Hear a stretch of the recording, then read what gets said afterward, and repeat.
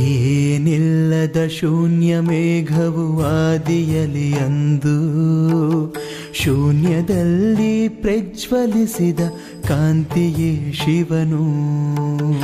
ಏನಿಲ್ಲದ ಶೂನ್ಯ ಮೇಘವು ಆದಿಯಲಿ ಅಂದು ಶೂನ್ಯದಲ್ಲಿ ಪ್ರಜ್ವಲಿಸಿದ ಕಾಂತಿಯೇ ಶಿವನು.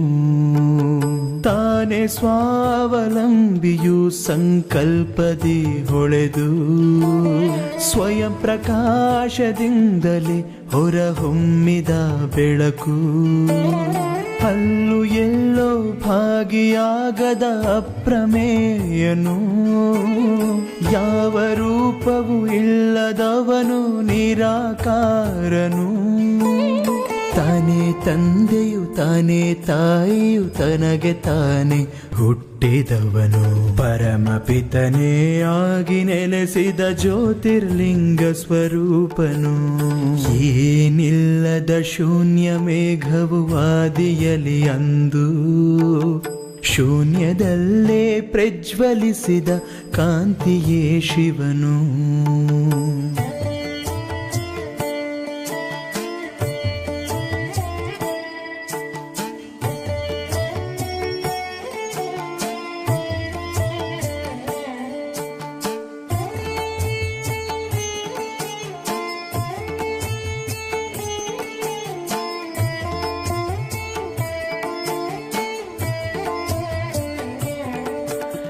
ಪರಮನಾದ ಆತ್ಮನು ಆ ಜ್ಯೋತಿಯೇ ಪರಮಾತ್ಮನು. ವ್ಯಾಪ್ತಿಯಲ್ಲಿ ನೀ ಧಗಧಗ ಪರಂಧಾಮನೀಯ ವ್ಯಕ್ತನು. ಪರಂಧಾಮ ನಿವಾಸಿಯು ಪರಂಧಾಮನಾಗೇ ಲೀಲೆಯು.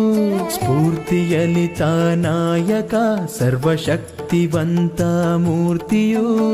ವಿಶ್ವರಚನೆಗೆ ಆದಿಯು ಸಂಕಲ್ಪ ಶಕ್ತಿ ನಿಪೂರ್ತಿಯು. ದಿವ್ಯ ಗುಣಗಳ ರಾಶಿಯು ಹಲ ಆತ್ಮಗಳಲ್ಲೇ ಜನಿಸಿದೆ. ಶಿವ ಪರೇಶನ ಹೋಲಿಕೆಯಾಗಿ ಆತ್ಮದಿ ವಿಕಸಿತನು ನೀ. ಪರಮಾತ್ಮನ ಬೆಳಕಾಗಿ ಹೇ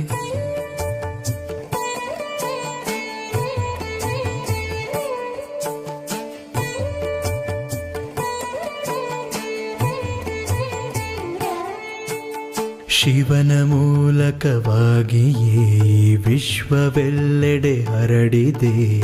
ಅಂಡಪಿಂಡಗಳೆಲ್ಲವೂ ಅಖಿಲಾಂಡವೆಲ್ಲವೂ ಜನಿಸಿತು.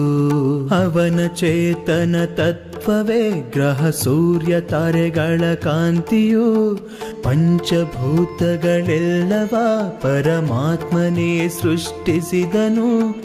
ಪಾಂಚಭೌತಿಕ ದೇಹದಿ ಜೀವಾತ್ಮವೊಂದು ಜನಿಸಿತು. ಎಲ್ಲವೂ ಅವನದೇ, ಅವನಿಲ್ಲದೇನೂ ಇಲ್ಲವು. ಸೃಷ್ಟಿಯೆಲ್ಲವೂ ನಮ್ಮದೇ, ಅವನದೇನೂ ಇಲ್ಲವೋ. ವಿಶ್ವ ರಹಸ್ಯವ ವಿವರಿಸಿದರು